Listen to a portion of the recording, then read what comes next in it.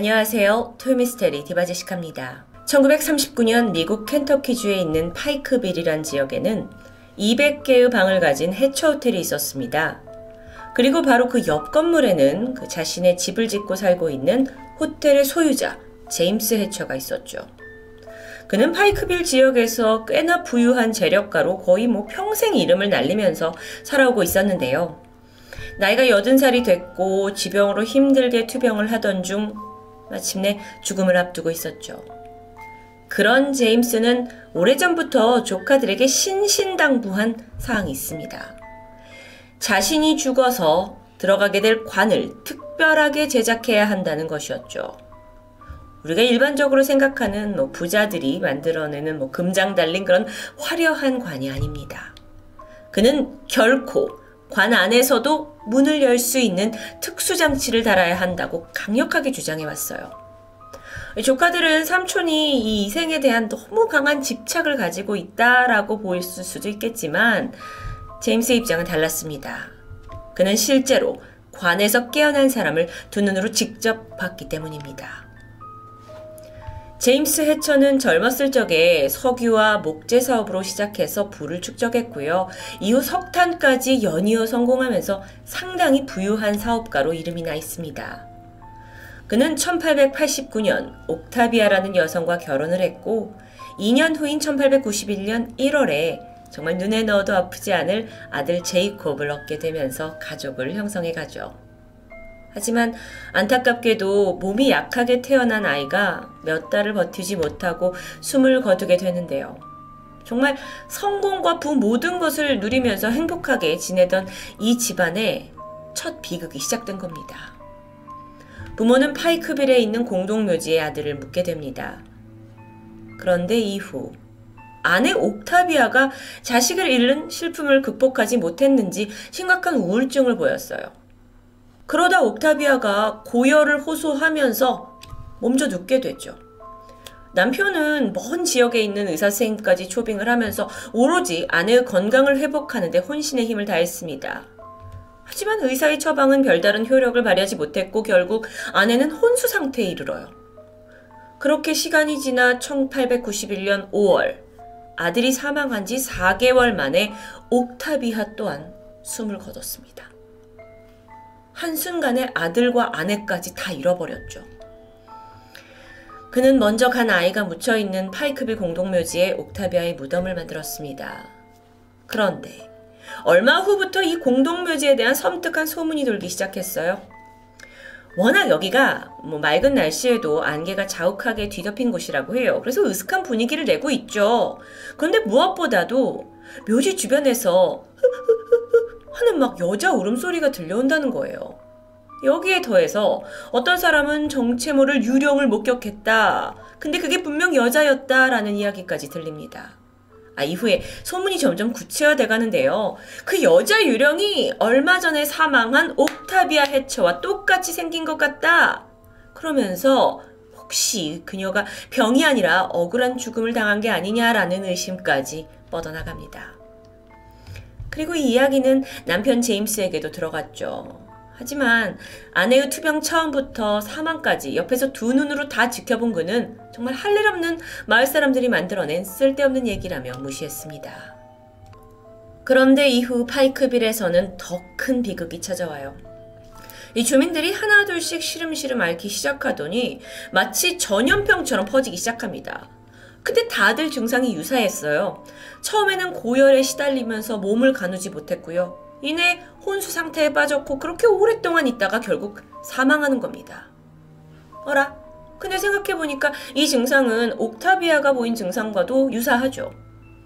일부에서는 누군가 우물에 독을 타서 다 죽게 만들려는 거다라는 말도 돌았고요. 그러는 사이 손 쓸 수도 없을 만큼 수많은 사람들이 혼수 상태가 됐고 눈을 뜨지 못하고 사망했습니다. 옆집 남자, 이웃집 할머니, 건너집 10살 꼬마까지 내가 늘 봐왔던 사람들이 다 차가운 시신이 되어버렸고 그때 너무도 많은 사람들이 한꺼번에 죽어서 마을에 있는 장례식장과 묘지가 포화 상태가 될 정도였다고 해요. 그래서 마을은 생각 끝에 합동 장례식을 치르기로 하죠. 당일입니다. 각 시신은 관에 한 구씩 안치가 되어 있고요. 오늘 안에 묻어야 할 관이 쌓여있는 안타까운 모습이었죠. 마을 사람들이 함께 슬퍼하면서 장례가 끝났고 드디어 파놓은 땅에다가 관을 안치시키고 흙을 덮으려는 절차만 남아있습니다. 그런데 그 순간 덜그덕하는 소리가 관 뚜껑 쪽에서 들렸어요.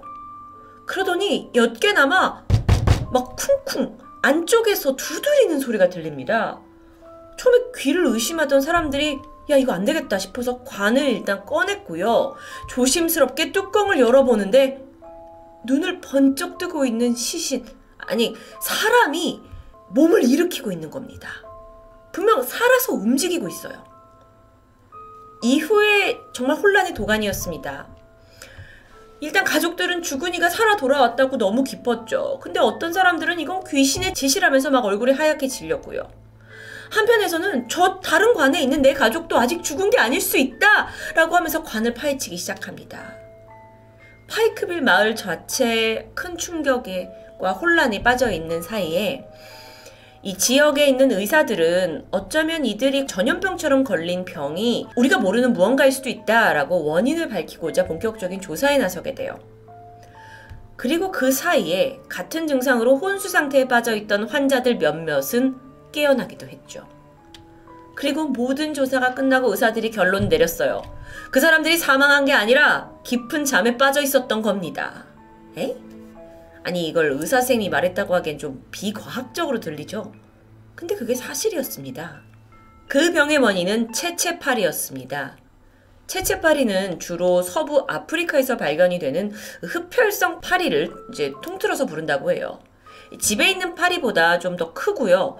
사람과 짐승의 피를 빠는 것으로 유명하죠. 특히나 사람이 물리면 몇 주간의 잠복기를 걸친 이후에 2단계에 걸쳐서 증상이 일어납니다. 그 감염 1단계에서는요. 열이 나고 근육통과 관절통, 두통까지 호소하면서 매사에 굉장히 과민 반응을 보이는 증세예요. 그렇게 감염이 지속이 되었고 2단계로 넘어가게 되면 중추신경계가 망가지면서 전보다 훨씬 더 많은 잠을 자게 됩니다. 그러면서 이제 생체 리듬이 완전히 망가지죠. 한편 정말 또 독특한 건 심각한 성격 변화를 갖는다고 해요. 그리고 발음도 부정확해지고 걷기도 힘들고 심하면 발작도 일어나고요. 가장 대표적인 증상이 잠을 오래 자는 거라서 이걸 일명 수면병이라고 부르기도 하죠. 체체파리는 암수 모두 왕성하게 피를 빱니다. 그래서 호숫가나 강둑을 따라서 얘네들이 살고 있는데 이 체체파리가 엄청나게 기승을 부리는 아프리카의 몇몇 지역에서는 아예 사람이 살 수 없다고 해요. 그나마 이거에 대해 다행히 최근에는 약품도 개발되고 있긴 한데 딱히 예방책이 있는 건 아닙니다. 그저 파리한테 물리지 않는 게 중요할 뿐이죠. 파이크빌 마을에 수면병이 돌았던 건 1891년입니다. 의학기술이 그렇게 발전하지 않았을 때예요. 게다가 수면병에 대한 정보가 많지 않아서 의료진과 주민들은 그저 전염병이라고 생각했던 겁니다. 하지만 모든 건 수면병 증세였고 개중에 죽은 이들은 사실 죽은 게 아니었다라는 결론에 도달하게 되자 마을이 난리가 납니다. 주민들이 장례식을 취소하고 집에서 가족이 깨어나기만 기다리게 된 거죠.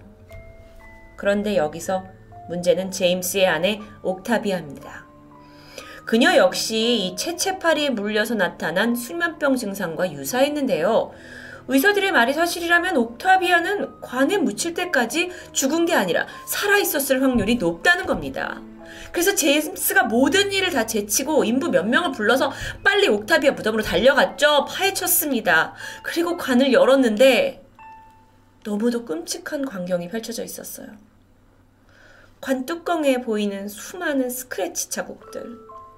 곳곳에 이미 피가 막 말라붙어 있습니다. 시신을 보니까 옥타비아의 손 또한 피범벅이 되어 있었고요. 대중 손톱 몇 개는 빠져 있었어요. 그러니까 옥타비아 또한 체체파리에 감염돼서 정말 깊은 잠에 빠져 있었던 건데 의사가 사망 판정을 내려버렸고 제임스는 살아있는 아내를 그대로 묻어버린 겁니다. 관에서 깨어난 옥타비아가 절규했겠죠. 살려달라고 소리쳤겠죠. 그 소리를 들은 몇몇 주민은 공동묘지에 유령이 있다면서 수군거리게 된 것이었고요. 한 사람이 무지로 인해 산채로 묻혀버린 이 사건. 물론 당시 의사들은 병에 대한 지식이 부족했죠. 그리고 남편도 그들을 믿었을 뿐 이건 아무도 책임을 질 수 있는 일이 아닙니다. 하지만 제임스는 그날 이래로 평생을 내가 살아있는 아내를 묻고 죽였다라는 죄책감에 시달렸습니다. 그리고는 옥타비아를 기리기 위해서 그 실물 크기의 대형 동상을 제작했고요. 묘비 위에 세워놓게 되죠. 아직까지도 이 동상은 남아있고요. 공동묘지에 가시면 단연코 눈에 띌 수밖에 없다고 합니다. 뿐만 아니라 아내의 묘지가 잘 보이는 곳에 호텔도 설립합니다. 그러다 보니까 사정을 잘 모르는 이 방문객들은 아니 어떻게 이렇게 묘지 근처에다가 호텔을 지었냐 하면서 한마디씩 해요. 하지만 제임스로서는 오직 죽은 아내가 더 이상 외롭지 않게 하기 위해서 이 호텔을 지은 겁니다. 그러니까 호텔을 왔다 갔다 하는 방문객들이 한 번씩 그녀의 동상을 볼 수 있게 하려고요. 그는 이후에 재혼도 하지 않았고요. 아이가 없는 상태로 7명의 조카를 모두 걷어들여서 학비와 생활비를 지원했고 남은 생은 호텔 옆에 있는 자기의 집에서 보내면서 매일매일 아내 묘지를 방문했다고 합니다. 그가 80세가 되고 나서 죽음의 문턱에 왔을 때 관 안에서 열 수 있는 이 특수장치를 달아달라 라고 한 부탁은 사실상 자신의 삶에 대한 집착이 아닌 사랑하는 아내를 구하지 못했다는 평생의 트라우마 중 하나였던 겁니다. 죽은 이가 관에서 깨어난다는 건 영화 속에서나 있을 것 같지만 이 일이 한 남성에게 평생 상처로 남아버린 스토리. 토요미스테리 디바제시카였습니다. 안녕하세요. 토요미스테리 디바제시카입니다. 유럽 동남부 발칸반도에 위치한 마케도니아. 이름은 많이 들어봤지만 자세한 정보는 잘 모르실 텐데요. 인구는 약 200만 명 정도의 면적은 남한의 4분의 1, 작은 국가입니다. 사방이 산맥으로 둘러싸여 있고 호수와 강의 아름다운 경치로 유명하죠. 겨울로 접어들던 2004년 11월 마케도니아의 수도 스코프에서 남서쪽으로 120km 정도 떨어진 키세보라는 작은 마을에서 한 중년 여성이 실종되는 사건이 벌어졌습니다. 그녀의 딸은 엄마와 연락이 닿지 않자 결국 경찰에 도움을 요청하게 되는데요. 실종자의 이름은 미트라, 64세의 여성입니다. 지역에서 청소부로 근무하고 있었죠. 며칠 전 늦은 밤에 집 앞 마트에 다녀온다는 그 연락을 마지막으로 행방이 묘연한 상태입니다. 그런데 신고를 받은 경찰의 태도가 영 예상 밖이었어요. 수사를 원하면 돈을 내라는 말도 안 되는 요구였죠. 그 정도로 부패한 경찰이었던 걸까요? 아니었습니다. 알고 보니 경찰은 이 실종 사건의 강력한 용의자로 딸을 의심하고 있었고요. 그녀의 자백을 이끌어내기 위해서 함정 수사를 펼쳤던 거죠. 하지만 수사는 난항을 계속 겪으면서 시간만 허무하게 지나갑니다. 그렇게 실종 3개월 뒤인 2005년 1월 64살의 미테라는 지역 인근 쓰레기장에서 사망한 채 발견됐습니다. 그녀의 몸에는 목졸림과 성폭행의 흔적이 남아 있었죠. 딸은 범인이 아니었습니다. 결국 수사는 흐지부지 되었고 사건은 미궁에 빠져버립니다. 졸지에 엄마를 잃고 용의자로 몰린 것도 억울한데 이 경찰의 허술한 수사에 완전히 분노한 딸은 이 사실을 기자에게 제보해서 공론화시키기로 결심하게 되죠. 시간은 그로부터 2년이 지난 2007년 11월이었습니다. 세상에, 이 작은 마을 키세보 지역에서 또 다른 살인사건이 발생해요. 이번 피해자는 56세의 여성 리코스카. 마트에서 장을 본 후에 실종이 되었고 안타깝게도 쓰레기 봉투에서 사망한 채 발견됩니다. 발견 당시 그녀 역시 목졸림의 흔적과 함께 성폭행의 흔적이 있었고 여러 차례 끔찍한 폭력이 가해진 것으로 추정됩니다.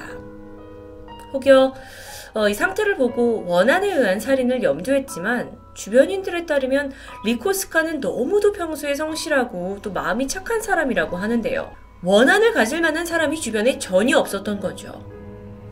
이 두 건의 연쇄 살인 사건으로 평화로웠던 작은 마을은 불안과 공포에 휩싸였습니다. 그러던 중 마케도니아의 유력 일간지 소속 기자 블라도 타네스키는 이 사건들을 주목하기 시작하는데요. 그는 무려 지난 25년간 강력 사건만을 취재해온 베테랑 기자였습니다. 1980년대 중반엔 최고 언론인상을 수상하기도 했고요. 업계에서는 신임과 선망이 두터운 사람입니다. 그렇게 단연간의 취재 경력을 가진 그가 뭔가 남다른 촉으로 이 사건이 심상치 않다라는 걸 직감합니다. 그리고 머지않아 놀라운 주장을 내놓죠. 2005년에 벌어진 미트라 살인 사건과 2007년 리코스타 살인 사건이 동일범에 의한 연쇄 살인이라는 강력한 주장을 펼치는 겁니다. 사실 그때까지만 해도 경찰은 이 두 사건을 각기 다른 케이스로 보고 있었어요. 하지만 뚜렷한 증거를 찾지 못해서 제자리 걸음만 하던 상황이죠. 그의 기사가 보도되자 사람들이 동요했고 또 기사 덕분에 마케도니아의 일간지 우트린스키 베니스크는 판매 부수 1위를 기록하게 됩니다. 하지만 동시에 비난의 화살이 경찰에게 쏟아지죠. 아니 기자만도 못하냐, 조사를 왜 이따구로 하냐, 세금 다 축내고 있다 하면서 계속 수사기관이 제대로 해결도 못하고 계속 피해자만 생겨난다 하면서 사람들의 불신이 극에 달하고 있던 상황입니다. 그렇게 연쇄살인 사건이다라는 걸 감지한 이 사건이, 그러니까 마지막 리코스카 사건이 벌어진 지 불과 6개월 만인 2008년 5월, 이번에 세 번째 사건이 접수됩니다. 실종 사건이었는데 65세의 지바나라는 여성이었죠. 그녀는 병원에 입원한 아들을 만나러 가는 길에 사라진 것으로 추정됩니다. 그리고 실종 9일 후에 그녀 역시 숨진 채 발견됐어요. 앞서 두 사건이 동일범에 의한 연쇄살인 사건이다 라는 추정하에 공통점이 있다면 비교적 좀 50대에서 70대까지 중년 여성을 노리고 있다라는 것. 이 작은 마을에는 연쇄살인범이 버젓이 선한 시민인 척 돌아다니고 있다는 겁니다. 이런 상황 속에서 사람들은 다시 한번 그 촉 좋은 기자 타네스키의 주장을 지목하게 되는데요. 근데 잠깐만요. 타네스키는 과연 뭘 보고 이게 연쇄살인 사건이다 라는 걸 확신할 수 있었던 걸까요? 바로 범행수법입니다. 일단 이 세 명의 피해자 모두 알몸으로 발견이 되었고 쓰레기 봉투에서 발견되죠. 주목할 만한 점은 공통점으로 세 사람이 다 전화선으로 온몸이 묶여 있었다라는 겁니다. 자, 이후 타네스키는 더욱더 심층적으로 이 사건을 파헤치기 시작했어요. 피해자의 가족들을 직접 찾아가서 인터뷰 다 했고요. 시신의 상태, 사건의 정황, 특히나 범행 도구로 쓰인 전화선에 대해서도 아주 디테일하게 접근합니다. 이후 그가 내놓은 기사는 마치 현장을 본 것처럼 생생하게 전해졌죠. 그럴수록 대중들은 더욱 경찰을 비난하면서 타네스키야말로 진정한 기자라며 치켜세웠습니다. 그리고 그는 그 무렵 마케도니아의 화제의 인물이 되는데요. 경찰 역시 뒤늦게 이 사건을 연쇄사건이라고 보고 수사를 진행합니다. 물론 그 과정에서 오히려 타네스키 기사를 참고하기도 했고요. 그러다 세 번째 살인사건이 일어나고 한 달이 흐른 2008년 6월 22일 마침내 모두가 기다리던 소식이 들려왔습니다. 세 번째 피해자의 몸에서 발견된 정액의 DNA와 유력한 용의자의 DNA가 일치한다라는 소식. 범인을 이젠 잡을 수 있겠죠? 그리고 대중에게 범인의 얼굴이 공개됐습니다. 그는 바로 열혈 기자 블라도 타네스키였죠. 사건의 전말은 이러했습니다. 모두가 그를 최고의 언론인이라고 칭송할 때 경찰만큼은 생각이 좀 달랐죠. 기사를 보니까 내용이 너무도 적나라하고 또 사실적인 묘사까지 오히려 의아한 점이 생겼습니다. 아니 사실 그동안 이 죽은 피해자들이 전화선으로 묶여 있었다라는 건 경찰 내부에서도 철저하게 비밀에 붙여지고 있던 사실입니다. 기자니까 취재를 통해 알 수 있지 않을까라는 생각이 들지만 그 부분만큼은 철통 같은 보안 속에 수사 담당 형사와 강력대장만이 알고 있을 정도였던 거예요. 그리고 한 명 더 있습니다. 바로 범인 당사자. 타네스키의 기사를 자세히 읽어보면 범행 시간, 장소까지 경찰들도 미처 파악하지 못한 디테일한 정보들이 있습니다. 그래서 그걸 읽어가던 경찰이 이건 도저히 범인이 아니면 알 수 없다라고 생각했을 정도죠. 그래서 타네스키를 용의자로 두고 경찰이 은밀하게 뒷조사를 진행했어요. 타네스키가 전화선을 다량으로 구매한 내역도 알게 됐고 그의 집을 수색해서 DNA 확보에도 성공합니다. 그리고 피해자의 몸에서 나온 DNA와 검사를 해봤더니 99% 일치했죠. 정말 대중의 존경을 받던 한 기자가 한순간에 살인자로 전락한 충격적인 사건입니다. 그런데 그와 함께 일했던 동료들은 이 사실을 도저히 믿을 수가 없다고 말해요. 그들 모두 하나같이 타네스키는 너무도 평소에 온화하고 부드러운 사람이다. 그런데 그런 증언과는 달리 누가 봐도 범인이 뚜렷했습니다. 타네스키에 대해서 좀 더 알고 가자면 그는 1952년 보수적이고 엄격한 부모님 아래서 태어났어요. 아버지는 제2차 세계대전 참전용사셨고 어머니는 병원 청소부입니다.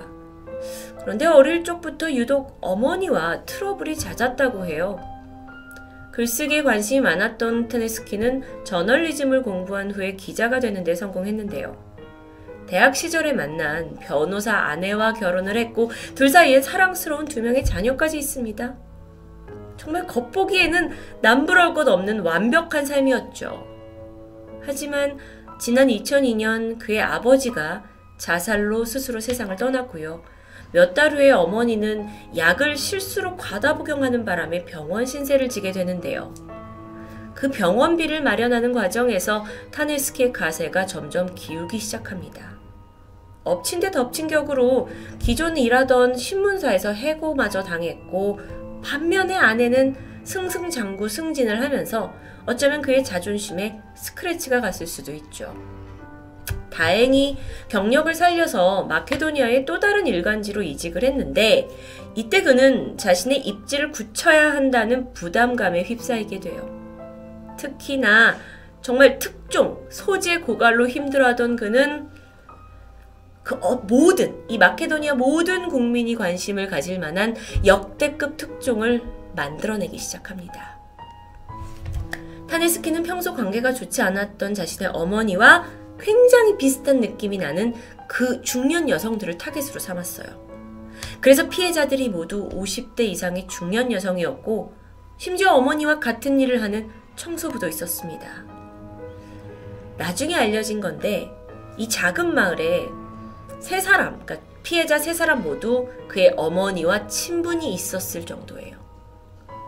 특종을 노린 연쇄살인극, 그리고 이 가운데는 어머니를 향한 혐오가 깔려 있었습니다. 범인의 아내 베스나는 남편의 연쇄살인을 쉽게 믿지 못했어요. 그녀에 따르면 결혼 생활에 별다른 문제가 없었다. 물론 남편이 부모님과 사이가 좋진 않았지만 정말 아내와 아이들에게는 너무 좋은 남편이고 아버지였다고 말하는데요. 심지어 남편이 이렇게 내놓은 기사에 대해서도 아내와 자주 이야기를 했다고 합니다. 그럴 때마다 그는 너무도 태연했죠. 게다가 나중에 밝혀진 건데 타네스키가 그 중년의 여성들을 살해하기 전 어머니의 친구시지 않냐고 하면서 자신의 집으로 직접 초대했고 식사 대접까지 했다라는 것을 아내를 통해 알게 됩니다. 정말 끔찍하죠. 혹시 기억하시나요? 첫 번째 피해자의 딸이 억울함을 호소하기 위해 언론사에 사건을 직접 제보했다라는 걸. 소름 끼치게도 그녀가 찾아간 기자 역시 타네스키였습니다. 자신이 죽인 여성의 유가족이 찾아와서 억울하니 이 죽음을 밝혀달라는 부탁. 그는 과연 어떤 기분이 들었을까요? 우월감? 일말의 죄책감은 없었을까요? 타네스키는 체포되었고 교도소에 수감됩니다. 하지만 이내 또 다른 소식이 전해져요. 수감 하루 만에 감방에서 숨진 채 발견된 겁니다. 사인은 자살. 감방에 있던 그 물 양동이에 머리를 박은 채 발견됐다고 발표됐어요. 특종의 목을 매면서 스스로 연쇄살인마가 된 기자. 하지만 이 한 줄만으로 그의 범죄를 정의 내리기엔 어딘가 석연치 않습니다. 정말 잔혹한 범행 수법에다 어머니에 대한 병적인 적대심까지 고령의 여성 청소부를 노렸다라는 비열함이 글쎄요, 굉장히 평범하지 않은 범인인데요. 타네스키가 세상을 떠나게 되면서 이 여러 정황들에 대해 그가 어떤 의도를 가지고 이런 사건을 저질렀는지, 그에게 사이코패스적인 성향은 없는지에 대해서는 영영 밝혀질 수 없게 됐습니다. 다만 한 가지 확실한 건 그는 누군가의 아들, 남편, 아버지이기 이전에 분명한 악마였다는 거겠죠. 토요미스테리 디바제시카입니다. 안녕하세요. 토요미스테리 디바제시카입니다. 미국 서부 몬태나주에 가시면 200번 하이웨이가 있습니다. 여기는 주 전체를 동서로 가로지르는 고속도로인데요. 실제로 가보면 정말 가도 끝없이 펼쳐진 초원 중간을 1136km 가로지르고 있는 미국에서 가장 긴 고속도로로 알려져 있죠. 때는 1989년 4월 20일, 시간은 저녁 8시 15분쯤이었습니다. 이 200번 고속도로에 차 2대가 나란히 일렬로 주행하면서 서쪽으로 향하고 있었죠. 앞에 차에 타고 있는 사람은 패기 블러라는 여성이었고 옆에는 그녀의 아버지가 타고 있었습니다. 이들은 근처 마을에 사는 친척 집에 가던 길이었어요. 잠시 그 몬태나 하이웨이를 좀 설명드리면 여기에 일부 구간은 우리나라 국도처럼 양쪽으로 차가 한 대씩만 지나가는 좁은 2차선 도로로 되어 있습니다. 그런데 마침 그녀가 이 구간을 지나던 찰나였어요. 보니까 맞은편에서 차 한 대가 굉장히 빠른 속도로 다가오는 게 보였죠. 그런데 그 차의 헤드라이트가 점점 가까울수록 패기는 오묘한 두려움을 느끼기 시작합니다. 속도는 빠르게 내서 오고 있는데 그건 문제가 아닌데 어느덧 차가 중앙선을 넘더니 패기 쪽으로 정면 돌진하고 있는 거예요. 순간 정신을 차리고 핸들을 꺾어서 간신히 충돌을 피할 수 있었죠. 하지만 불행히도 뒤따르고 있던 차는 그대로 충돌하고 맙니다. 뒷차에 있던 사람은 일을 끝내고 집으로 돌아가고 있던 캐롤 하인즈라는 경찰관이었어요. 자, 그렇게 두 차가 충돌을 했죠. 그리고 도로 가장자리에 멈춰섰습니다. 천만다행으로 운전자 캐롤은 크게 다치지 않은 듯 했어요. 겨우 기다시피 해서 차에서 빠져나와서 숨을 고르고 있는데 딱 보니까 맞은편 차량, 그러니까 차를 들이받은 차에서도 누군가 내리고 있었습니다. 보니 금발머리의 젊은 여성이에요. 잘 걷는 거 보니 별 부상 없이 멀쩡해 보였습니다. 그러더니 그녀가 성큼성큼 이쪽으로 다가와요. 이후의 행동이 아주 이상했는데요. 어둠 속에서 그냥 우두커니 서서 캐롤을 멀뚱멀뚱 바라본다고 해야 될까? 아니, 그냥 약간 뚫어져라 보는 듯 약간 섬뜩한 느낌이 들었습니다. 그러던 사이에 이 사고를 핸들 꺾어서 모면한 패기와 그녀의 아버지가 차에서 내려가지고 일단 캐롤한테 달려왔죠. 막 상태를 살폈고 경찰에 바로 전화를 했는데요. 그동안의 금발 여성은 이 현장에서 멀찍이 떨어져 있더니 아예 도로의 울타리 너머에서 이들을 그냥 조용히 지켜보고만 있습니다. 사실 목격자였던 패기는 그 여성이 가해 차량의 운전자라는 사실조차 알아차리지 못했어요. 왜냐면 정말 구경꾼처럼 너무 현장을 가만히 보고만 있기 때문이죠. 근데 더 이상한 건 이후에 이 금발머리 여성이 호련히 들판으로 걸어 들어가기 시작했고요. 이내 캄캄한 어둠 속으로 그냥 사라져버렸습니다. 사고 발생 30분이 지난 시점에 경찰이 현장에 도착을 했어요. 그리고 수사가 진행됐죠. 남겨져 있는 가해 차량을 조회해보니까 운전자는 펜실베니아주 출신의 37살 패트리시아 미한이라는 게 밝혀집니다. 그리고 이때까지만 하더라도 사실 이 사고는 가해자가 차량을 버리고 그냥 도망간 단순 뺑소니 사고처럼 보였습니다. 경찰이 이후 수색견을 동원해서 인근 지역 수색했고 마침 현장에서 1.2km 정도 떨어진 곳에서 패트리샤의 것으로 보이는 운동화 발자국이 발견됐어요. 그런데 이거 외에 여기는 사실 초원입니다. 점점 시간이 지나서 새벽 3시가 되니까 1차 수색 작업은 별 소홀득 없이 그냥 종료가 되죠. 날이 밝았고 패트리샤의 사고 소식과 더불어서 이 실종 소식을 들은 가족들이 이 현장에 와서 수색 작업을 돕게 되는데요. 자, 이때부터 수많은 경찰 인력에다가 자원봉사자들 그리고 가족들까지 거의 꼬박 5일 동안 수색 작업을 몰두합니다. 아니 산악용 바이크까지 동원되었고요. 나중에는 헬기까지 띄웠어요. 근데 소용이 없습니다. 근처 초원, 인근 산에 근처 탄광까지 뒤졌거든요. 도무지 패트리샤를 찾을 수가 없는 겁니다.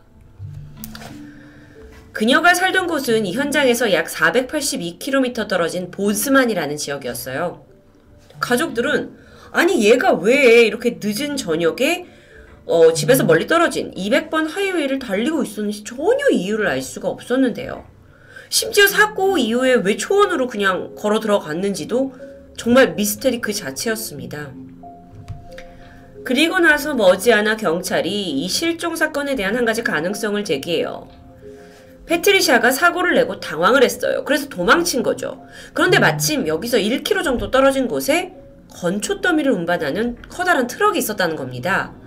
그래서 그녀가 그 트럭 안으로, 건초 더미 안으로 숨어들었고 얼마 후에 트럭이 그걸 모른 채 그냥 태워서 출발을 했을 수도 있다는 거죠. 근데 이건 이론일 뿐이었어요. 트럭을 수색 작업을 했지만 별다른 소득은 없었습니다. 자, 이 사건에 대해서 여전히 드는 의문점은 도대체 왜 그녀가 사고 직후에 그냥 사라지는 것을 선택했냐는 거예요. 무서워서요? 패트리샤에 대해 좀 더 알아볼게요. 이 펜실베니아에서 태어난 그녀는 대학을 졸업한 후에 보육원에서 아이들을 돌보는 일을 했습니다. 그리고 보스만 지역의 목장에서 일을 하면서 평범한 생활을 하고 있었어요. 함께 일했던 목장 주인에 의하면 아주 동물을 사랑하고 다른 사람한테 피해를 끼치는 것을 싫어하는 좀 섬세하고 여린 감성의 사람이었다고 합니다. 그런 성격을 생각을 했을 때 어쩌면 그녀가 갑작스럽게 사고가 났죠. 내가 사람을 다치겠네? 라는 두려움에 휩싸여서 충동적으로 도망쳤을 수도 있을 것 같습니다. 하지만 만약 이게 정말 단순한 뺑소니 사고였다면 패트리샤는 어떻게 해서든지 간에 가족이나 친구 지인한테 자기가 어디 있는지는 알려야 하는 거 아닐까요?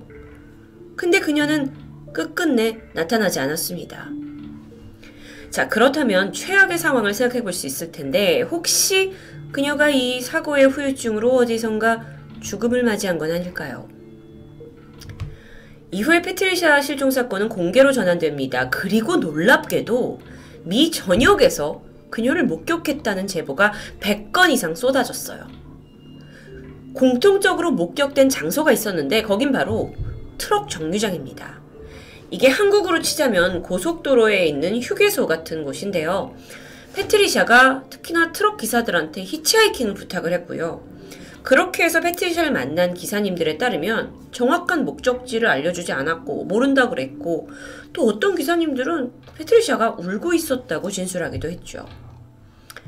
그렇게 1989년 5월입니다. 실종으로부터 약 한 달쯤 지난 시점이에요. 오전 8시 40분 이때 패트리샤가 몬테나주의 한 식당에서 목격됩니다. 심지어 이 식당은 패트리샤 집에서 불과 몇 킬로 정도밖에 떨어지지 않은 곳이에요. 아주 가까운 곳이죠. 그때 패트리샤를 목격한 사람은 식당에서 서빙을 하던 직원이에요. 바브 러프라는 사람이었는데요. 금발 여성이 아침을 먹으러 식당에 들어옵니다. 그리고는 아주 초조한 목소리로 저 그냥 빨리 나오는 메뉴 주세요 라고 요청을 하는데요. 그 직원은 직장에 가야 되는데 늦어서 이렇게 서두른다라고 생각을 했다고 해요. 그래서 다정히 말을 건넸습니다. 이때 회사 늦으셨나봐요. 저도 평소에 아침 10분 만에 빨리 먹거든요. 그런데 이 말에 패트리샤가 뭐라고 대답을 하냐면 아니요, 전 쇼핑하러 가야 돼요. 사실 이날 이 바브가 그녀를 유독 기억에 남게 되는 이유가 따로 있었습니다. 주문 전까지 막 음식 빨리 나오는 걸로 달라고 초조해하던 그녀가 정작 음식이 나오자 1시간 반 동안이나 이 레스토랑에 머물러 있었기 때문이에요. 천천히 음식을 먹으면서 좀 뭐라 그럴까요? 혼자 막 중얼중얼 거리기도 했고요. 한참 동안 멍하니 창밖을 내다보고 있기도 했고요. 바브의 증언에 따르면 그 금발머리 여성이 마치 뭔가를 잃어버린 사람처럼 느껴졌다고 말합니다. 식당을 1시간 반 후에 떠났어요. 그리고 나서 그가 이 실종 소식을 접하게 되고 바로 경찰에 제보를 해서 이게 알려지게 된 거죠. 이 목격담이 알려지면서 실종을 추적해온 전문가들이 다른 가설로 접근하기 시작합니다. 그건 바로 패트리샤가 어쩌면 지금 기억상실증을 겪는 게 아니냐는 거예요. 외상후 기억상실증, 이건 PTA라고도 알려져 있는데요. 이건 뭐 스트레스 장애의 일종이라고 볼 수 있습니다. 어떤 이제 충격이 그 큰 사건을 겪은 사람들에게 나타나는데 이런 충격으로부터 나 자신을 보호하기 위해서 스스로 기억을 지워버리는 거죠. 사실 대부분의 사람들은 큰 사고를 겪고 약간 순간적으로 기억을 잘하지 못하거나 방향 감각을 잃게 되는 일이 있습니다. 가벼운 증세예요. 그러다 종종 사고가 나기 한참 전의 일까지도 전혀 기억하지 못하는 증상이 있기도 하는데요. 이게 존재한다는 가정하에 패트리샤도 이런 사고뿐만 아니라 내가 누구인지조차 기억하지 못하는 건 아닐까요? 그럼 정말 심각한 상황인데요. 패트리샤의 엄마와 또 그녀가 머물던 집주인이 공통적으로 증언을 하길 실종 직전에 패트리샤가 상당한 우울증을 앓고 있었다고 말합니다. 점점 말수가 없어졌고 사람들과 교류도 거부하고 막 자기가 고립된 삶을 사는 것처럼 행동을 했는데요. 그렇다 보니 이 1989년 그날 밤 어쩌면 이 사고 자체가 그녀가 처음부터 일부러 중앙선을 넘어서 스스로 목숨을 끊으려고 한 것은 아니냐라는 추측도 있습니다. 그런데 그러다 패트리샤의 가족들이 딸의 방 안에서 그녀가 미처 인화하지 않은 필름 한 통을 발견합니다. 그리고 안에 담겨있던 사진은 바로 거울에 비친 자신의 모습을 찍고 있는 패트리샤였죠. 별다른 표정이 느껴지지 않아요. 그녀의 마지막 사진, 이건 뭘 암시하는 걸까요? 일부의 주장대로라면 패트리샤가 기억상실증을 앓고 있죠. 그리고 사고 전부터 불안했던 심리 상태였고요. 그리고 그러다 보니 사고가 나고 나서 그냥 내 자신을 그냥 끈을 놔버린 거예요. 아예 내 자체를 그냥 지워버린 그런 상태가 아닐까라고 추측할 수 있습니다. 1989년 4월 단 한 건의 교통사고로 시작이 돼서 이후 수십 년간 수색으로 이어진 패트리샤 미한 실종 미스테리. 이게 자발적인 선택이었는지 또는 충격에 의한 어떤 후유증 때문인지는 여전히 정확히 알 수 없습니다. 하지만 실종 이후에 그녀가 적어도 100번 이상 목격이 되었고요. 그때마다 정처 없이 떠돌고 있었다는 점이 안타까움을 남깁니다. 이런 딸의 제보를 들을 때마다 그녀의 아버지는 인터뷰에서 이런 말을 했는데요. 나는 딸이 건강히 지내고 있다고 믿고 있다. 단지 좋은 사람들과 함께 있기를 기도할 뿐이다. 그녀가 미국 어딘가에 살아있다면 지금쯤 60을 넘긴 나이가 되었을 겁니다. 단지 과거의 기억을 잊은 채 어딘가에서 혹여나 행복한 오늘을 살고 있길 바라봅니다. 지금까지 토요미스테리 디바제시카였습니다. 안녕하세요. 토요미스테리 디바제시카입니다. 전 세계에서 가장 인기 있는 히어로물인 어벤져스, 그 중에 지난 2019년에 개봉해서 많은 사랑을 받았던 어벤져스 엔드게임. 여기에는 히어로 외에도 악당으로 등장하는 캐릭터 타노스가 있었습니다. 이 타노스는 건틀렛이라는 무기가 특징인데요. 화려하게 황금과 보석으로 장식된 장갑이죠. 이 장갑을 착용하는 사람은 절대적인 힘을 갖게 되는 아주 강력한 무기입니다. 그런데 마냥 허구적일 것만 같은 이 황금 장갑 건틀렛이 사실 실제 모델이 있었다라는 사실 알고 계신가요? 스페인 남부에 있는 안달루시아 지역 말라가의 도시 론다입니다. 여기가 지금은 인구 35,000명의 아주 작은 도시인데요. 아찔한 절벽 위에 마을이 형성되고 있고 또 이 협곡을 잇는 이 상징적인 돌다리가 있어서 유럽 내 많은 관광객을 불러 모으고 있는 곳이죠. 그런데 그 중에서도 이 도시의 중심에 있는 라메르세드 성당에는 카톨릭이 공식 인정한 아주 귀중한 유물을 보관하고 있습니다. 바로 이것이죠. 이 청동으로 손이 둘러싸여 있는 모습이고 오팔과 사파이어 같은 진귀한 화려한 보석으로 장식이 되어 있어요. 보니까 건틀렛하고 상당히 흡사하죠. 그런데 정말 믿기 어려운 건 이게 모형이 아닌 실제 사람의 손이 들어있다는 겁니다. 심지어 그 청동 안에 있는 손은 무려 400년 동안이나 썩지 않고 지금까지 온전한 상태를 유지하고 있다고 하는데요. 공식 가톨릭의 유물로 보존되고 있는 이 손의 주인공은 과연 누구였을까요? 때는 1515년 3월 28일입니다. 스페인 아빌라 지역의 한 귀족 집안에서 여자아이가 태어나요. 그녀의 이름은 테레사 데 헤수스였죠. 독실한 카톨릭 신자였던 부모님의 영향 때문인지 어릴 적부터 유독 종교에 관심이 많았는데요. 그 중에서도 아이의 마음을 뺏은 이야기는 순교자들에 대한 이야기예요. 그러니까 신앙의 박해를 받아서 목숨을 잃은 사람들을 말하죠. 그리고 아이는 점점 성직자의 꿈을 키우게 됩니다. 테레사가 12살이 되던 해의 어느 날 평소 지병으로 고생하던 어머니가 사망하는 일이 발생해요. 테레사는 시리에 빠졌고 매일 밤 이 성모상 앞에서 기도를 합니다. 세상을 떠난 저희 엄마를 대신해서 성모님께서 제 어머니가 되어달라고요. 이런 딸이 걱정됐던 아버지는 결국 아이가 14살이 되던 해에 그녀를 아우구스티누스 수녀원에 위탁하게 되죠. 테레사는 여기서 6년간 머물렀어요. 그리고 그토록 원하던 수녀 교육을 받게 되죠. 20살이 되던 해에 가르멜 수녀원에 입회했고 가장 힘들다는 간호사 업무를 시작합니다. 정말 극진히 환자들을 돌봤는데 1538년 환자들을 돌보다가 자신도 말라리아에 걸렸고요. 어쩔 수 없이 요양차 잠시 수녀원을 떠나게 되는데 바로 이때 아주 신비한 종교적인 체험을 하게 되죠. 평소처럼 기도를 하던 어느 날입니다. 갑자기 그녀의 앞에 빛이 막 쏟아지더니 그 사이로 한 소년이 나타나요. 소년이 말하길 나는 테레사의 예수다 라고 말했고요. 다시 빛 사이로 사라져버렸죠. 아주 짧은 경험이었지만 강력했습니다. 물론 그녀가 몸이 아픈 상태였기 때문에 이게 환각과 환청이다 라고 생각할 수도 있지만 사실 종교적으로는 이런 걸 환시라고 해요. 환시는 하늘의 계시나 영감을 받는 체험을 말하는데요.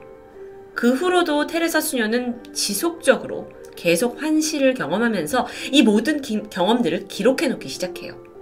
그리고 8개월이 지났죠. 완전히 병에서 회복한 그녀는 드디어 수도원으로 복귀합니다. 근데 오래간만에 돌아온 수도원이 예전과는 좀 분위기가 달라요.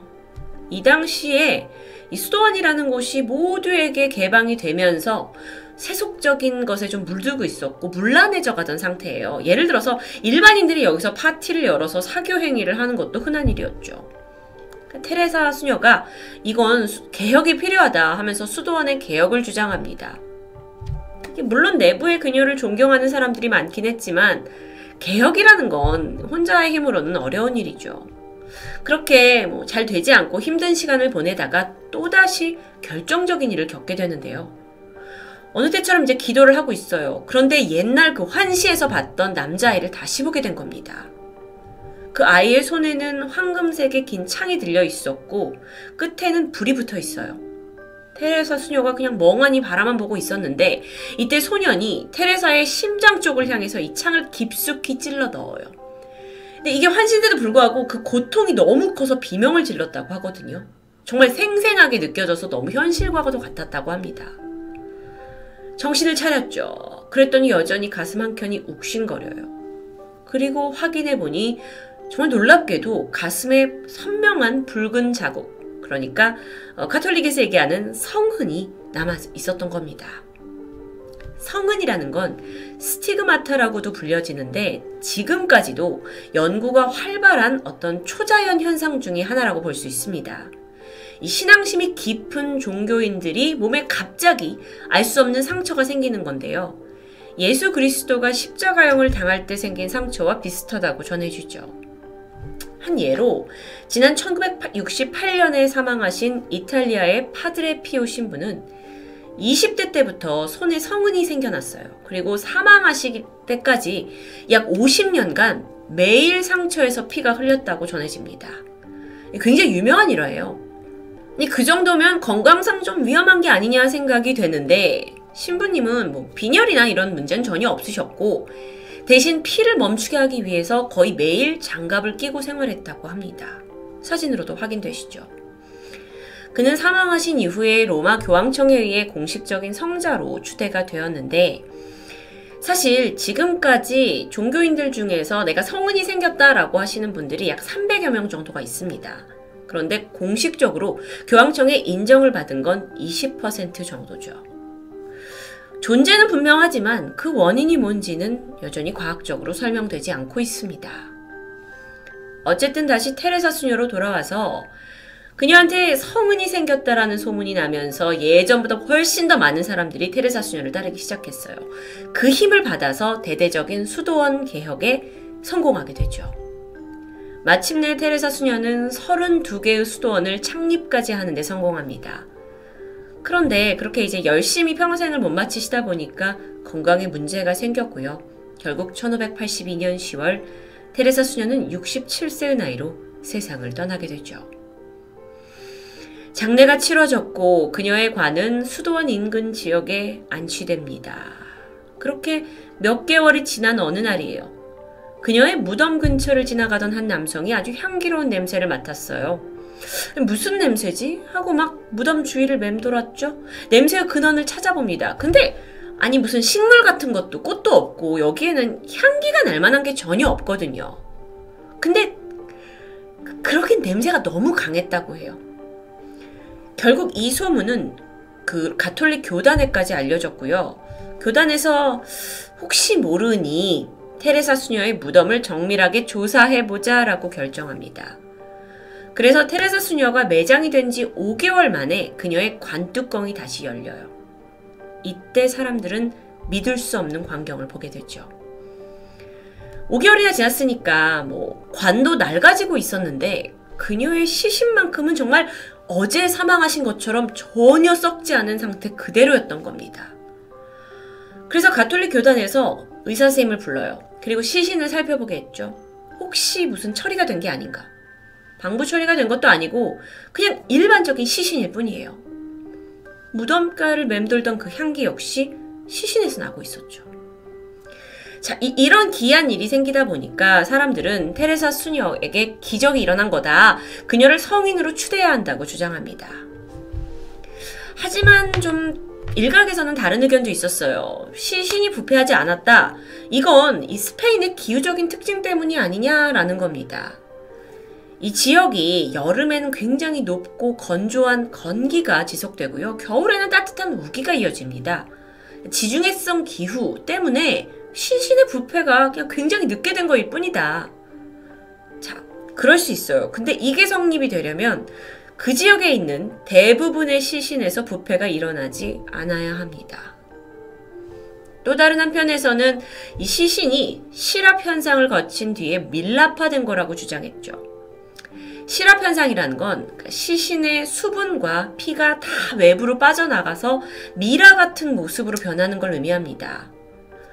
어쨌든 이런 논란은 계속 있으면서 가톨릭 교단은 차라리 시신을 부검하자라고 결정했고요.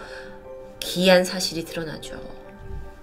시신의 겉모습뿐만 아니라 테레사 수녀의 몸, 특히나 심장 역시 조금도 부패하지 않은 상태였습니다. 게다가 특이한 점은 심장에 예리한 도구로 찔린 듯한 아주 좁고 깊은 모양의 상처가 남아있다는 거죠. 이게 살아있었을 때 생긴 상처라면 굉장한 고통을 유발했을 만한 건데요. 근데 이 상처가 또 일반적이지 않아요. 약간 뭔가 불로 지진 듯한 꼬챙이로 여기를 이렇게 뚫고 지나간 듯한? 자, 근데 이게 뭔가 기억나시죠? 이런 증거들로 종합해 봤을 때 상처는 그녀가 생전에 증언했던, 다 적어놨던 그 자신이 경험한 그 환시 속의 성흔과도 정확히 일치했던 겁니다. 이 사실이 알려지고 로마 교황청은 발칵 뒤집히죠. 그리고 그 당시의 교황이었던 그레고리 15세는 이것을 모두 승인하고 인정하고 그녀를 성인으로 추대하게 됩니다. 이후 가톨릭 교단에서는 테레사 수녀를 기리기 위해서 그녀의 그 유해 일부를 유물로 남겨두게 돼요. 카톨릭에서는요, 그 모범이 된 성인의 어떤 유해, 혈액, 또는 사용한 물건까지도 유물로 보관을 하고 이걸 후대 보물처럼 간직한다고 하는데요. 그렇게 테레사 수녀의 심장은 지금까지도 유리관에 보관되어 있습니다. 화려한 장식 속에 이 가운데에 보시면 유리 안에 들어있는 게 바로 심장이에요. 나머지는 다 장식이고요. 이뿐만이 아니라 그녀의 팔도 보관이 되어 있어요. 물론 이건 종교적인 의미에서 성스러운 물건이 되겠지만 저에게는 살짝 약간 좀 무서운 느낌이 드는데요. 뿐만 아니라 앞서서 영상 초기에 보셨던 그녀의 손, 청동으로 감싸져서 스페인에 있는 라메르세드 성당에 전시되어 있죠. 와, 근데 이 신비로운 일이 여기서 끝이 아닙니다. 이 손은요, 그녀가 사망한 게 지금 1582년이에요. 그때 이래 지금까지도 썩지 않는 온전한 상태를 유지하고 있다는 거죠. 물론 알려지긴 그렇게 했지만 저는 분명 그 교단 측에서 아까 심장이나 팔도 방부제 처리를 했던 것처럼 거기에 무슨 처리를 하지 않았나 싶은데요. 어쨌든 스토리는 400년 이상 동안 그대로다라고 알려져 있고 이건 타노스의 건틀렛의 모티브가 되어서 영화에서 재현이 됐던 겁니다. 세상에는 정말 많은 미스테리한 일들이 존재합니다. 여러분도 토미통에서 아시겠지만요. 400년, 아니 450년간 썩지 않고 보존되고 또 다른 신체의 일부를 보존을 해서 성스럽게 여기고 있는 이 상황. 그녀가 경험한 이 모든 것을 우리는 과연 어떻게 후대에서 해석을 해야 할까요? 저는 아주 그 인간적인 발상으로 정말 카톨릭에서 신자들에게 어떤 신비감을 주기 위해서 이런 밀랍과 방부 처리를 해둔 것은 아니냐, 그리고 거짓 포장하는 건 아니냐라고 세속적인 생각을 해봤는데요. 하지만 그들은 거짓과 기만과는 가장 거리가 멀어야 할 종교인들입니다. 그렇다면 의학적으로도 과학적으로도 도저히 설명할 수 없는 이 일에 우리가 기적이라는 이름을 붙여야 할까요? 토요미스테리 디바제시카였습니다. 안녕하세요. 토요미스테리 디바제시카입니다. 지난 2017년 5월 21일 33살의 직장인 손경산 씨는 5박 6일의 꿈같은 휴가를 얻었습니다. 일상에서 잠시 벗어나 휴식을 즐길 수 있는 아주 소중한 기회였죠. 그녀는 홀로 떠나는 동남아 여행을 계획하게 되는데 물론 여럿이 떠나는 것도 좋지만 혼자 가면 일정에 구애받지도 않고 좀 더 자유로운 시간을 가질 수 있다는 점에서 매력적이기도 합니다.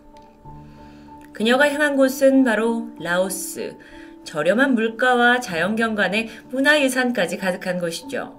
게다가 당시 라오스를 배경으로 한 TV 프로가 방영되면서 경산시 외에도 국내 여행객들에게 큰 인기를 끌고 있었습니다. 드디어 설렘을 안고 라오스에 도착한 그녀는 마냥 행복한 시간을 보내게 되는데요.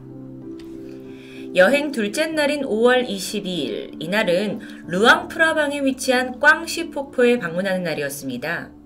꽝시 폭포는 라오스에서 가장 아름다운 폭포로 꼽히는데 라오스 관광객들 대부분이 이곳을 보러 간다고 해도 과언이 아닐 정도죠.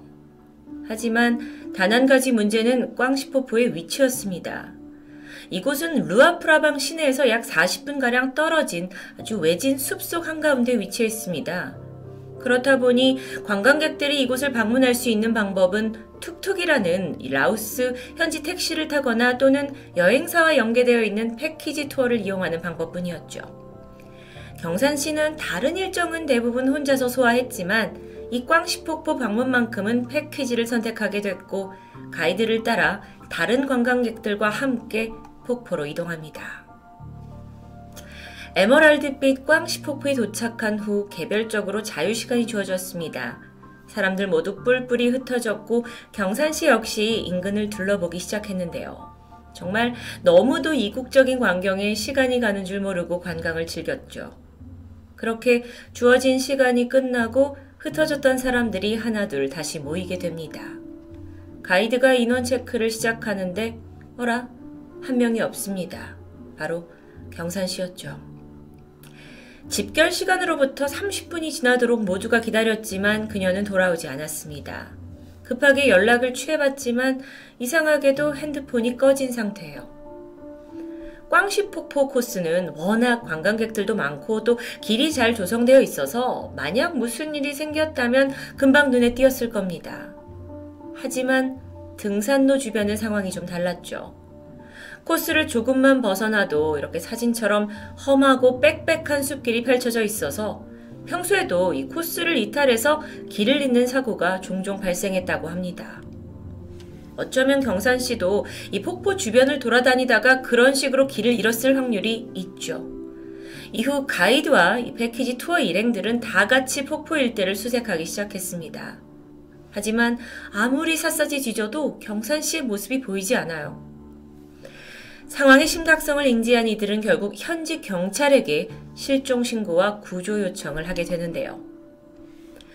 신고를 받은 경찰이 출동했죠. 그들 역시 한국인 경산씨가 지리에 익숙하지 않다 보니까 단순히 외국인이 주변 산속에서 헤매고 있을 거다라고 생각합니다. 그리고 인력이 투입돼서 폭포 인근 수색이 시작됐는데요. 근데 이상하게도 경찰 역시 그녀의 흔적을 찾을 수 없었습니다. 그렇게 실종으로부터 무려 4일이라는 시간이 지나버린 5월 26일, 갑자기 경산씨의 핸드폰 신호가 잡히기 시작했습니다. 꺼져 있던 핸드폰이었는데 누군가에 의해서 켜졌다는 뜻이겠죠. 물론 그 당사자가 경산씨 본인일 가능성이 높기 때문에 라오스 경찰은 일단 위치 추적을 시작했습니다. 그리고 신호가 포착된 곳은 루앙프라방의 한 정글. 그러니까 경산씨가 사라진 이 꽝시폭포 지점에서 약 60km 떨어진 밀림 한가운데에서 신호가 발견된 겁니다. 게다가 이곳은 아주 험한 지역이라서 라오스 현지인들도 잘 가지 않고 그닥 알려지지도 않은 곳이에요. 경찰은 경산씨의 핸드폰으로 당연히 전화를 걸었죠. 하지만 끝끝내 전화는 연결되지 않았고 이내 핸드폰마저 꺼져버립니다. 이후에 이 핸드폰은 2번 다시 켜지지 않았고요. 한편 한국에서 딸의 실종 소식을 들은 가족들은 한걸음에 라오스 현지에 도착했죠. 당시 경찰들은 이 경산씨의 실종에 대해서 자발적으로 잠적을 한 게 아니냐라는 가능성을 배제할 수는 없었는데요. 가족들의 생각은 전혀 달랐죠. 스스로 사라졌을 리가 결코 없다. 분명 이건 누군가에 의해 납치된 거다라고 주장했습니다. 그도 그럴 것이 경산씨의 모든 짐이 그녀가 머물던 게스트하우스에 고스란히 남아있었기 때문이에요. 정말 자발적으로 잠적을 할 생각이었다면 최소한의 짐이라도 챙겨서 사라지지 않았을까요? 무엇보다도 경산씨는 회사나 가족, 주변인들과도 이렇다 할 문제나 스트레스가 전혀 없었기 때문에 의도적인 잠적? 글쎄요, 그걸 할 이유는 없어 보입니다. 게다가 납치가 아닌 단순 실종으로 보고 정말 그녀가 길을 헤매고 있던 중이었다면 핸드폰이 잠시 켜졌잖아요. 그 중요한 순간에 분명 필사적으로 연락을 취하려고 했을 게 당연한데요. 연락이 되지 않았고 핸드폰이 꺼졌다는 사실도 앞뒤가 맞지 않습니다. 분명 제3자가 그녀의 실종에 개입되었다는 것에 무게를 둘 수밖에 없는 상황입니다. 그러던 중 수사에 결정적인 도움이 될 만한 한 줄기 희망이 생겨났습니다. 이 한국인 경산씨를 본 것 같다는 현지인 목격자가 나타나게 된 건데요. 40대 라오스인 남성은 내가 혼자 걸어가는 한국인 여자를 본 적이 있다 하면서 경찰을 직접 찾아왔습니다. 어쩌면 유일한 목격자일지도 모르는 그에게 상세한 진술을 듣고자 했지만 경찰이 들어보니 어딘가 이상합니다. 갈수록 진술이 앞뒤가 맞지 않고 일관성도 없고 말도 바뀌고요. 전혀 신뢰할 만한 수준이 아니었던 거죠. 결국 경찰은 이 남성이 수사에 혼선을 주기 위해 의도적으로 접근했다는 의심을 품게 되었고 이후 그를 목격자가 아닌 용의자의 신분으로 체포하기에 이르게 되는데요. 하지만 그 남성은 용의자 신분이 된 직후부터 사건과 관련해서 묵비권을 행사해버립니다. 정말 너무도 수상한 그의 태도죠. 정말 그는 아무런 관련이 없던 걸까요? 그게 아니라면 도대체 무엇을 숨기고 있는 걸까요?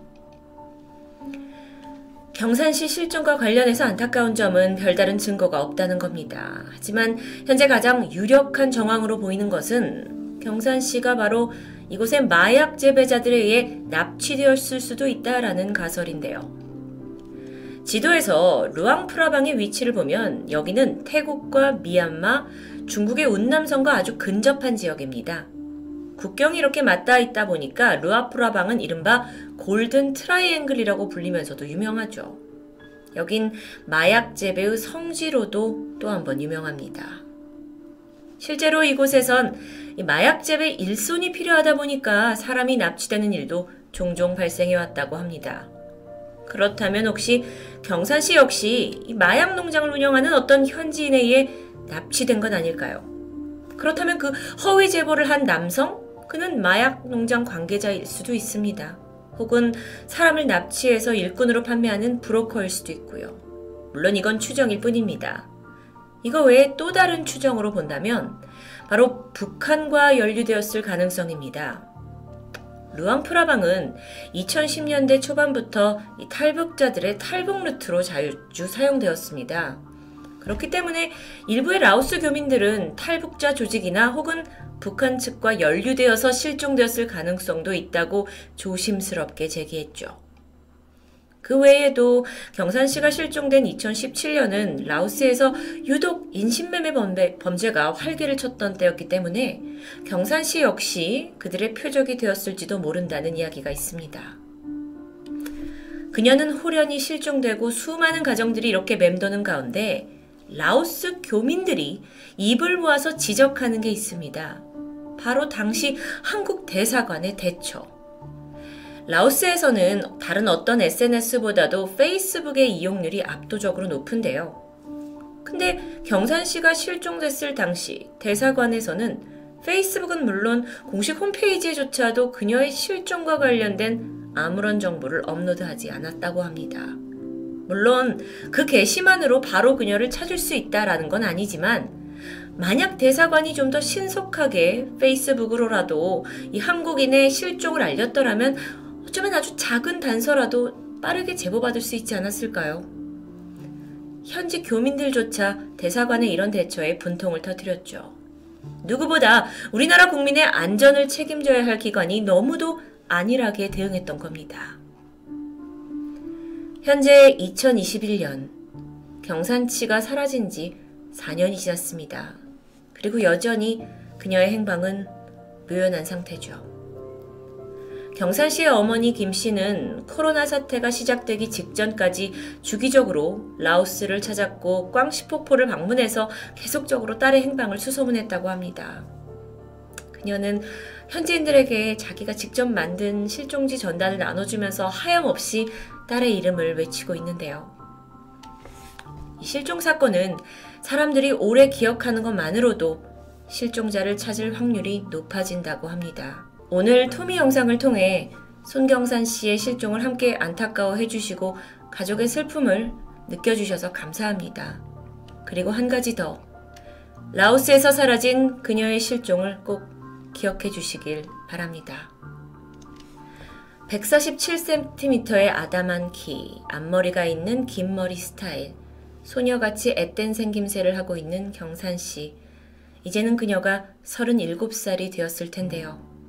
하루빨리 사랑하는 가족들의 품으로 그리고 고국으로 돌아오기를 바라고 있습니다. 토요미스테리 디바제시카입니다.